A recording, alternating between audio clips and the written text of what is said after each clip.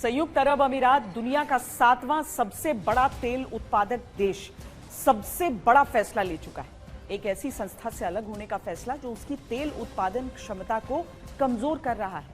UAE ने ऐलान कर दिया है कि वो अब ओपेक का हिस्सा नहीं है, यानी यूएई की जमीन और समुद्र के नीचे से निकलने वाले तेल पर पूरा हक सिर्फ और सिर्फ यूएई का है। बदलने वाला है तेल का पूरा खेल। तेल के वैश्विक बाजार में होंगे बड़े बदलाव। यूएई ने ओपेक से बाहर निकलने का किया फैसला।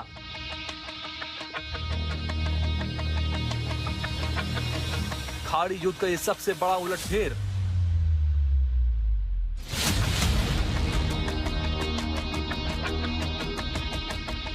यूएई के ओपेक छोड़ने पर वैश्विक बाजार में हलचल। यूएई ज्यादा तेल निकालकर बनेगा ऑयल किंग। कितना तेल निकालना है, कितना बेचना है, किसको बेचना है, ये सिर्फ और सिर्फ यूएई तय करेगा, ओपेक नहीं। यूएई के ओपेक से अलग होने के कारण, नफा नुकसान जानने से पहले जानिए कि ये ओपेक क्या है और कैसे काम करता है।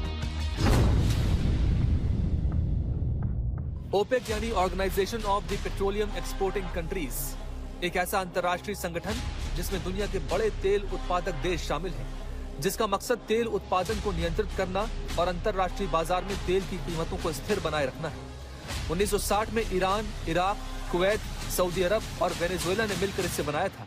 हालांकि समय के साथ इसमें और देश जुड़ते चले गए।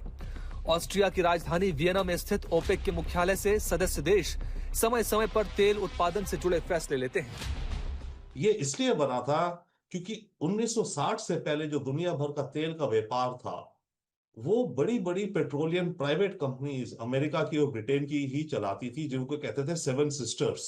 बड़ी बड़ी कंपनीज ने तेल ढूंढना शुरू करा और इत्तेफाकन इन्हें यह भी देखा कि अरब देशों में तेल है, तो इन्होंने यहां जाकर के अपने एक्सप्लोरेशन ड्रिलिंग करी और तेल निकाला और खूब तेल बेचा। 1960 में जब ये कुछ कंट्रीज इंडिपेंडेंट हुई, Saudi Arabia including Iraq and Kuwait या वेरियस स्टेजेस पे थी, इन्हें हुआ कि ये प्राइवेट कंपनीज ही क्यों दुनिया का और हमारा तेल कंट्रोल करती है, हमें अपना तेल खुद कंट्रोल करना चाहिए। तो इन्होंने 1960 में एक कंसोर्शियम बनाया कि भाई हम तेल की प्राइस को डिक्टेट नहीं तो तेल की प्राइस को हम इन्फ्लुएंस करेंगे। 60 के दशक में दुनिया के तेल बाजार पर पश्चिमी देशों की बड़ी कंपनियों का नियंत्रण था, जिन्हें सेवन सिस्टर्स कहा जाता था। ये थी एंग्लो पर्शियन ऑयल कंपनी, जिसे अब ब्रिटिश पेट्रोलियम कहते हैं, Royal Dutch Shell, standard oil of New Jersey यानी Exxon, standard oil of New York यानी Mobil, standard oil of California यानी शेवरॉन, गल्फ ऑयल और टेक्साको। यही कंपनियां तेल की कीमतें तय करती थी और उत्पादन को अपने हिसाब से नियंत्रित करती थी। ऐसे में उन खाड़ी देशों ने ओपेक का गठन किया ताकि वो अपने संसाधनों पर नियंत्रण रख सकें और अपनी शर्तों पर तेल बेच सकें। ओपेक का काम करने का तरीका काफी सीधा लेकिन प्रभावशाली है। सदस्य देश मिलकर तय करते हैं कि कौन सा देश कितना तेल उत्पादन करेगा। अगर ओपेक उत्पादन घटाता है तो तेल की सप्लाई कम, कीमतें बढ़ जाती हैं। अगर उत्पादन बढ़ाया जाता है तो सप्लाई बढ़ती है और कीमतें कम हो जाती हैं। ओपेक को वैश्विक तेल बाजार का सबसे बड़ा प्राइस कंट्रोलर माना जाता है।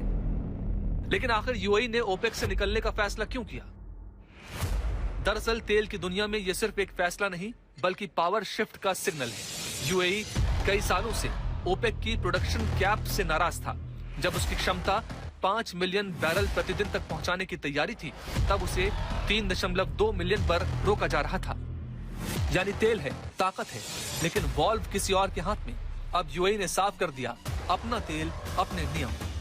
जानकारों का भी मानना है कि यूएई के इस फैसले से खाड़ी में तेल की तस्वीर बदल सकती है। We are seeing that structure is being unwound, is being reversed, and all these actions are in that direction, where eventually UAE and eventually it will spread to across West Asia, all the Arab countries we anticipate. That they will look at selling their oil and gas in different currencies. It could be yuan, it could be rupees, it could be other currencies. लेकिन खेल सिर्फ OPEC तक सीमित नहीं है। Iran बनाम America Israel टकराव ने पूरी ग्लोबल एनर्जी सप्लाई को झकझोर दिया है। 28 फरवरी से शुरू हुई जंग में सबसे बड़ा झटका पड़ा हॉर्मुज पर। टैंकर रुक गए, सप्लाई चोक हो गई, बाजार में अनिश्चितता फैल गई। यूएई जैसे बड़े प्रोड्यूसर के पास तेल तो है, लेकिन रास्ता बंद, यानी तेल के कुएं भरे पर बाजार सूखा। यूएई को दिखता है कि तेल की डिमांड दुनिया में लंबे समय तक रहेगी और ऐसे में वो अपना जितना भी तेल हो सके बेच करके पैसा इकट्ठा करना चाहता है। अगर वो ओपेक के अंदर रहता तो ओपेक में क्योंकि कंसेंसस है एक तरह से, सऊदी डोमिनेट भी करता है ऑफ कोर्स, बट वहां पर वो तेल की प्राइस बढ़ा नहीं सकता था, कोटा नहीं मिल सकता था। एक दूसरा, इसके चलते यूएई ने यह भी दर्शाया है कि वो फॉरेन पॉलिसी अपनी जो है अरब स्टेट से कुछ अलग भी चल सकता है। यूएई ने फुजारा टर्मिनल के जरिए ओमान की खाड़ी से कुछ सप्लाई निकाली, लेकिन यह उसकी महत्वाकांक्षा के मुकाबले बेहद कम था। लेकिन असली गेम तब बदलेगा जब हॉर्मुज खुलेगा। अगर ईरान और अमेरिका के बीच डील होती है तो यूएई 1.6 मिलियन बैरल अतिरिक्त तेल के साथ बाजार में बाढ़ ला सकता है, जो ग्लोबल सप्लाई का करीब 1.5% है। साफ है, तेल सिर्फ कमोडिटी नहीं रहा, बल्कि ये अब जियोपॉलिटिक्स का सबसे गर्म हथियार बन चुका है।